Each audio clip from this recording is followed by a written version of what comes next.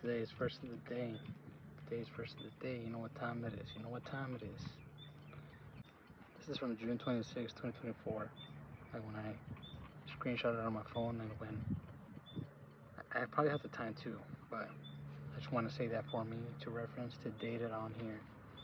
June 26, 2024. That's not the date to date, but that's the date that I heard this, and then I was like, yeah, this is for me, and I need to keep it written in the tablet of my heart, you know what I mean? Write it down, remember it, try to remember it whenever I can. Like, oh, okay, like that, remember it. 2 Corinthians 4:18. So we fix our eyes not on what is seen, but on what is unseen. Since what is seen is temporary, but what is unseen is eternal. So the way I see this is, like, by eternal is like God's promise, or yeah, pretty much God's promise, because that's what I'm gonna keep the base on this, because I don't want to talk about nothing else other than that, you know. God's promise for you, God's promise to get you out of your addiction, God's promise to give you another opportunity to turn you into a new person, you know, because you could have done so many bad things, but it doesn't really define you at the end of the day, you know. He is not keeping tabs on you. You know what I mean? You have the right to do whatever you want, but he's not keeping no tabs. He's with you everywhere you go, and he wants to help you out. You know, he's still directing you just from the sidelines. Maybe you don't want him to, but he's still there. Stuff that is physical, I think that's stuff that is temporarily, you know, like a car. A car's gonna end up blowing out. It's just gonna, you're gonna put so many miles on it, it's gonna finish.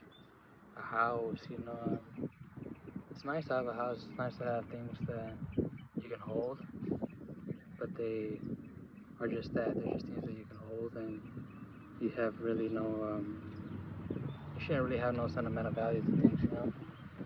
Like, imagine you lose your car or whatever, and you lose your house, and that's literally all you ever grasped onto, and like, your world kind of falls apart, you know what I mean?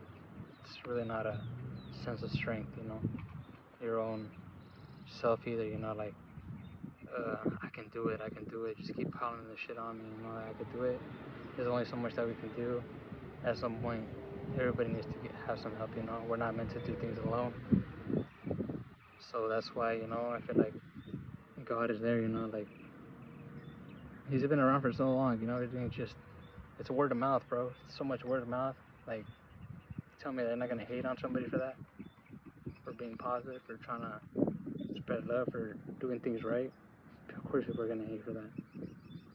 So that's why me personally fix my eyes on him, because he's always been there when I've been down, whenever I needed help, whenever even maybe I thought I was like mad, I was like kind of blaming it on him other than myself. I'll be honest.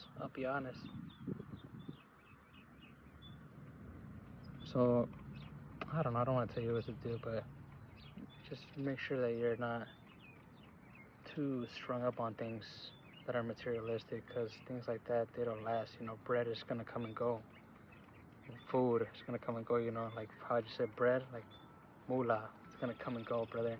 You tell me that's the last bill you're ever gonna spend, that's the last bill you're ever gonna make?